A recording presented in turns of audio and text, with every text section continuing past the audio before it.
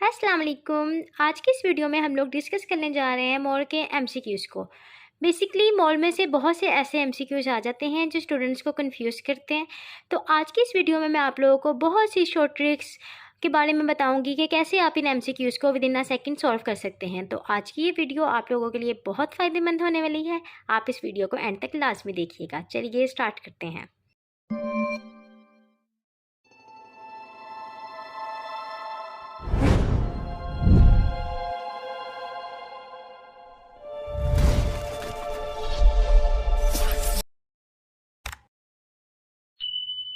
First MCQ is number of molecules in 11.2 decimeter cube of carbon dioxide is।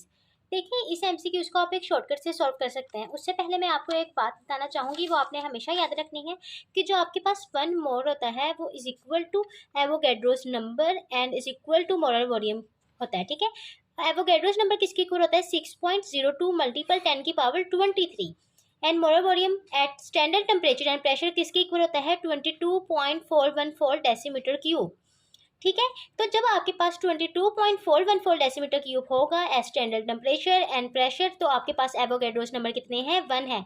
तो जब आपके पास molar volume half हो जाएगा, जिस तरह इस एमसीक्यूज में किया हुआ है, ठीक है, ये जब 11.2 हो जाएगा तो ये जो होंगे ये भी हाफ हो जाएंगे। ठीक है, तो ये भी हाफ हो जाएंगे। तो जब मोलर वॉल्यूम हमारे पास इन्होंने हाफ किया है तो एवोगैड्रोस जो नंबर होंगे वो भी हाफ हो जाएंगे। ठीक है, हम यूँ भी लिख सकते हैं या हम ये भी लिख सकते हैं कि एवोगैड्रोस जो नंबर है वो हाफ हो गए हैं। ठीक है, हमने शॉर्टकट से सॉल्व किया है कि हम लोगों के पास जब 22.414 था तो 1 एवोगैड्रोस नंबर होता है, तो जब हम इसका हाफ करेंगे तो इसका भी हाफ हो जाएगा। लेकिन आप इसे फार्मूला लगा के भी सॉल्व कर सकते हैं। और आप इसे कौन सा फार्मूला लगा के सॉल्व कर सकते हैं? बेसिकली अब देखें, जो हमारे पास मोल होता है, ठीक है, उसके 3 फार्मूला होते हैं डिफरेंट। ये आप एक का देख सकते हैं। ठीक है, ये 3 जो है ये इसके फार्मूला है: mass over molar mass, number of particles over Avogadro's number, volume over molar volume. ठीक है, तो जब ये तीनों जो है ये मोल के फार्मूला हैं तो फिर आप इन तीनों को इस तरह भी करके लिख सकते हैं। ठीक है, अब क्वेश्चन में जिन 2 की रिक्वायरमेंट्स होगी उन 2 को आप लिखेंगे और बाकी एक को आप इग्नोर कर सकते हैं। अब जिस तरह ये जो पिछला क्वेश्चन था, इस क्वेश्चन में जो हमारी रिक्वायरमेंट्स हैं वो उन्होंने नंबर ऑफ पार्टिकल्स और मोलर वॉल्यूम की बात की है। ठीक है, तो इसमें हम सिर्फ किन 2 को देखेंगे? हम इस वाली टर्म को नहीं देखेंगे, हम इन 2 टर्म्स को देखेंगे। ठीक है, हम वॉल्यूम यानी ना हम इस टर्म को नहीं देखेंगे, हम बाकी इन 2 टर्म्स को देखेंगे। ठीक है, तो अब आपने क्या किया, इसको ना आपने इसे लिख दिया इधर। ठीक है, अब इसको अब आपने इधर लिख दिया। अब इसमें जो है आप वैल्यूज़ को पुट कर सकते हैं। वॉल्यूम जो इन्होंने क्वेश्चन में बताया है वो क्या है? वो 11.2 है, आपने पुट किया। मोलर वॉल्यूम जो होता है वो हमारे पास 22.4 होता है और उसे आपने मल्टीप्लाई करना है एवोगैड्रोस नंबर से। तो जो आपके पास आंसर आएगा वो वही आ जाएगा जो हमारे पास शॉर्टकट से आया है। ठीक है, और एक और बात जो मैं आप लोगों को बताना चाहूँगी, जिसमें अक्सर स्टूडेंट जो होते हैं वो मिस्टेक्स करते हैं, वो ये है कि हमारे पास स्टैंडर्ड टेम्परेचर एंड प्रेशर की जब हम बात करते हैं तो हमारे पास 22.414 डेसीमीटर क्यूब जो होता है मोलर वॉल्यूम होता है। ठीक है, अब जो 1 डेसीमीटर, अक्सर स्टूडेंट जो कंफ्यूज होते हैं वो होते हैं डेसीमीटर क्यूब, लीटर और इसके अलावा सेंटीमीटर क्यूब और मिलीलीटर में कंफ्यूज होते हैं। ठीक है, तो जो डेसीमीटर क्यूब होता है वो इज इक्वल होता है 1 लीटर के। ठीक है, और जो सेंटीमीटर क्यूब होता है वो इज इक्वल होता है मिलीलीटर के। ठीक है, तो जब 22.414 डेसीमीटर क्यूब होता है उसे हम लिख सकते हैं कि 22.414 लीटर्स के इक्वल है। ठीक है, लेकिन जो 1 डेसीमीटर क्यूब होता है वो 1000 सेंटीमीटर क्यूब के इक्वल होता है। तो जब हम लोगों ने 22.414 डेसीमीटर क्यूब लिखा है, अगर हमने इसे सेंटीमीटर क्यूब में कन्वर्ट करना है तो हम इसे क्या करेंगे? 1000 से मल्टीप्लाई करेंगे। तो जब हम इसे 1000 से मल्टीप्लाई करेंगे तो हमारे पास 22.414 सेंटीमीटर क्यूब आ जाएगा। और 1 सेंटीमीटर क्यूब ml के इक्वल भी होता है, तो उसे हम लोग 22.414 ml भी लिख सकते हैं। ठीक है, होप सो ये जो पॉइंट था ये आपको क्लियर हो गया होगा। Next MCQs: 7 gram of unknown gas at STP contains 5.6 decimetre cube the gas is.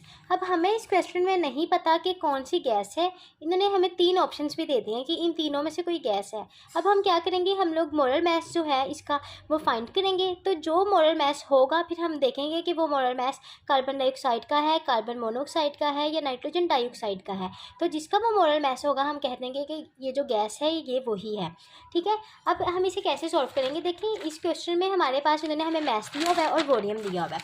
हम लोगों को मैथ दिया हुआ है और वोडियम दिया हुआ है। और इन्होंने हमें कहा है कि जब हमारे पास 7 ग्राम्स है ना तो 5.6 डेसीमीटर क्यूब है, यानी जब 7 ग्राम्स हैं तो 5.6 डेसीमीटर क्यूब है।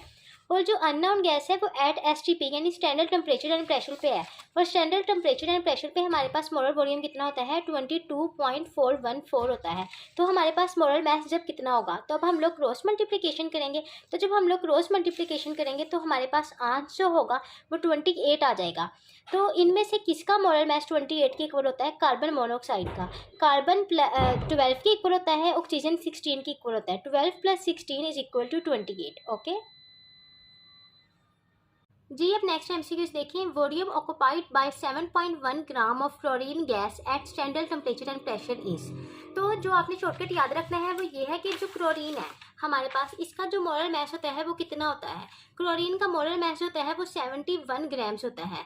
तो जब ये 71 ग्राम होता है तो at standard temperature and pressure हमारे पास मोलर वॉल्यूम कितना होता है 22.414 डेसीमीटर क्यूब होता है। तो जब इन्होंने क्वेश्चन में ये 7.1 ग्राम्स कर दिया है, यानी 7 के फ़ौरन बाद पॉइंट लगा दिया, तो इसमें भी फ़ौरन एक डिजिट के बाद हमारे पास पॉइंट आ जाएगा। ठीक है, 71 ग्राम जब 22.414 डेसीमीटर क्यूब के इक्वल होता है, तो जब हम लोगों ने 7.1 ग्राम्स करनी है क्लोरीन गैस की, तो जो हमारे पास वोडियम ऑक्युपाइड किया जाएगा वो 2.2414 डेसीमीटर क्यूब हो जाएगा। ठीक है, तो इसका जो सही आंसर होगा वो ये हो जाएगा 2.2414। ठीक है, next MCQs, which of following contain same number of atoms as 12 gram of magnesium.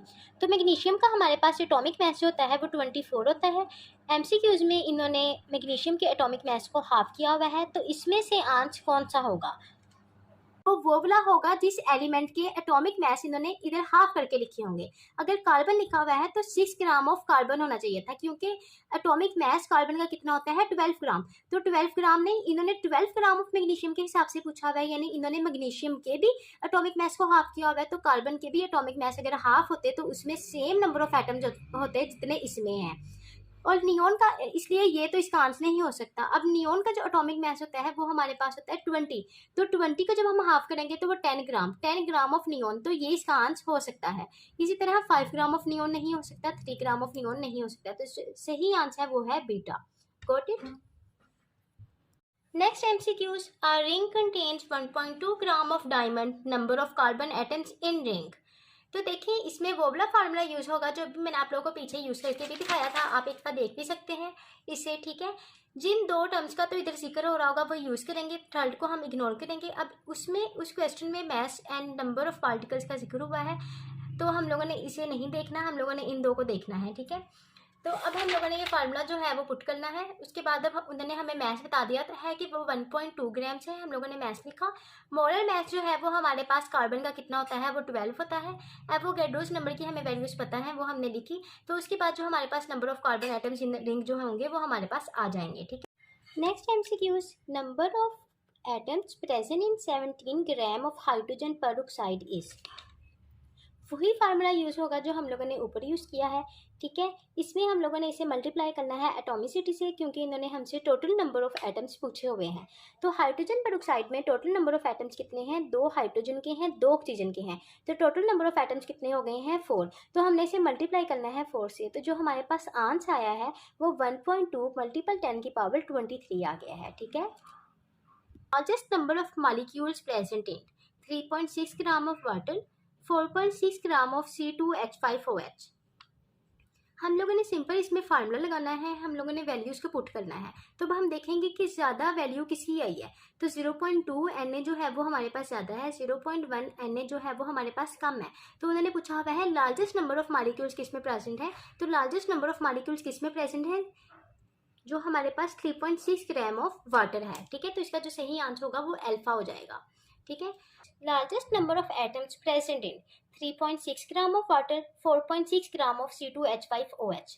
तो देखिए हम लोगों ने अभी ये बात पीछे भी देखी है कि जब हम लोगों ने नंबर ऑफ एटम्स, ये अभी आप देख भी सकते हैं कि जब हम लोगों ने नंबर ऑफ एटम्स फाइंड किए हैं ना इस MCQs में, तो हम लोगों ने फार्मूला ऊपर वाला ही लगाया है, लेकिन हम लोगों ने इसे एटॉमिसिटी से मल्टीप्लाई किया है। तो अब इस क्वेश्चन में भी सेम ऐसे ही होगा, क्योंकि इन्होंने लार्जेस्ट नंबर ऑफ एटम्स पूछे हुए हैं। ऊपर वाले क्वेश्चन में तो नंबर ऑफ मॉलिक्यूल्स पूछे थे, उसमें एटम से नंबर ऑफ एटम से मल्टीप्लाई नहीं होना था, लेकिन जब उन्होंने हमसे पूछे ही लार्जेस्ट नंबर ऑफ एटम्स हुए हैं, तो वो हम लोगों ने इसे मल्टीप्लाई करना है, जो हमारे पास नंबर ऑफ मॉलिक्यूल्स आए थे उनको उनके एटॉमिसिटी से। अब जो वाटर है इसमें नंबर ऑफ एटम्स कितने हैं, 3 हैं, और इसमें नंबर ऑफ एटम्स कितने हैं, वो 9 हैं।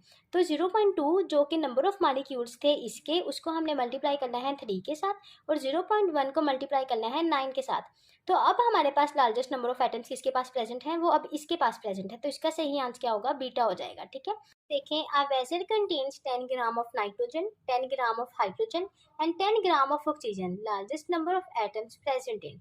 देखिए, मैं अब आपको एक शॉर्टकट बताती हूँ कि अगर तो हमारे पास जितने भी एलिमेंट्स दिए गए हैं उन सबका मैथ जो है वो बिल्कुल सेम है, तो जो मोलर मैस होगा ना वो तो सबका डिफरेंट होगा, तो नंबर ऑफ मॉलिक्यूल्स या नंबर ऑफ एटम्स जो होंगे वो उसमें ज़्यादा होंगे, जिसका मॉलिक्यूलर मैस जो होगा वो कम होगा। क्यों? क्योंकि नंबर ऑफ मॉलिक्यूल्स का आप फार्मूला देख सकते हैं, वो ये होता है कि given mass over molar mass, यानी मोलर मैस जो है वो नीचे की तरफ है, यानी नंबर ऑफ मॉलिक्यूल्स और हमारे पास जो मॉलिक्यूलर मैस है इन दोनों का क्या रिलेशन है, इन दोनों का इनवर्स रिलेशन है। ठीक है, तो इसलिए जब हमारे पास मैथ जो होगा वो बिल्कुल सेम होगा, तो हमारे पास लार्जेस्ट नंबर ऑफ एटम्स उसमें प्रेजेंट होंगे जिसका मोलर मैथ जो होगा वो कम होगा। तो इन तीनों में मोलर मैथ किसका कम होता है, हाइड्रोजन का मोलर मैथ सबसे कम होता है, इसलिए इसमें लार्जेस्ट नंबर ऑफ एटम्स होंगे। और ऊपर वाले केस में हमने ये इसलिए नहीं देखा था मोलर मैथ, वो इसलिए क्योंकि ऊपर वाले केसेस में हमारे पास जो गिवन मैथ था वो दोनों का अलग अलग था। ठीक है, यानी मैथ जब अलग अलग होगा तो हम लोग फार्मूले से सॉल्व करेंगे, लेकिन अगर इन दोनों का भी मैथ बिल्कुल सेम होता तो फिर हम इस तरह सॉल्व करते हैं कि जिसका मोलर मैथ कम होगा उसका हमारे पास नंबर ऑफ एटम्स या नंबर ऑफ मॉलिक्यूल्स ज़्यादा हो जाएंगे। ठीक है, इस एमसीक्यूज में स्टूडेंट्स बहुत ज़्यादा गलती करते हैं। ठीक है, अब आप देखें एमसीक्यूज को, number of moles of H2SO4 in 98 gram molecule of H2SO4, वो हमसे पूछते हैं नंबर ऑफ मोल्स कितने होंगे। लेकिन अब आप देखें, बेसिकली आपको डिफाइन आनी चाहिए कि मोल की डिफाइन क्या है। तो क्या डिफाइन होती है कि जो आपके पास एटॉमिक मैस है, मॉलिक्यूलर मैस है, फार्मूला यूनिट मैस है, ये मैस ऑफ आयोनिक स्पीसी है, जब आप इन सब को एक्सप्रेस करते होते हैं ग्राम्स में तो वो आपके पास मोल बन जाता है। यानी एटॉमिक ग्राम एटम्स, ग्राम मॉलिक्यूल, ग्राम फार्मूला यूनिट और ग्राम आयन, ये सब किसके इक्वल होते हैं, मोल के इक्वल होते हैं। यानी क्वेश्चन में इन्होंने हमें खुद ही ग्राम मॉलिक्यूल यानी मोल्स बता दिए हैं, तो इसका जो सही आंसर होगा कितने मोल्स प्रेजेंट हैं वो 98 हैं। ठीक है, 98 इसका सही आंसर होगा।